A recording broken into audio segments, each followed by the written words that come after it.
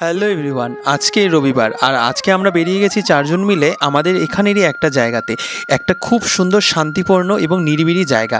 এই জায়গা নিয়ে কিন্তু আমার চ্যানেলে আরও ভিডিও আছে। এই জায়গাটার নাম হচ্ছে সন্ন্যাসীতলা। প্রথমে গিয়ে ঠাকুর প্রণাম করে নিলাম, যেহেতু এখানে শিব মন্দির।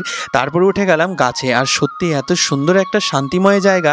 এই জায়গা নিয়ে কিন্তু আমাদের ছোটোবেলার অনেক স্মৃতি। এই যে গাছের শেকড়গুলো দেখছো, এগুলো কিন্তু অনেকটা উঁচুতে ছিল, এগুলোতে বসতে বসতে কিন্তু নিচে নেমে গেছে। আর গরমের দিন কিন্তু এই জায়গাটা খুব শান্তি লাগে, আসলে কিন্তু আর মনেই হয় না যে এখান থেকে যাই। তবে এখন ঠান্ডার দিন, তবুও কিন্তু ভীষণ ঠান্ডা। এখানে বসে একটু আমরা অনেকক্ষণ গল্পগুজব করলাম। আর হ্যাঁ, আমাদের একটা প্ল্যান হচ্ছিল, ওই প্ল্যানটার জন্য আমরা এখানে গিয়ে আলোচনা করছিলাম। বাড়ির এখানে খুব গ্যাঞ্জাম ছিল, ভাবছিলাম যে দূরে কোথাও গিয়ে একটু গল্পগুজব করে আসি।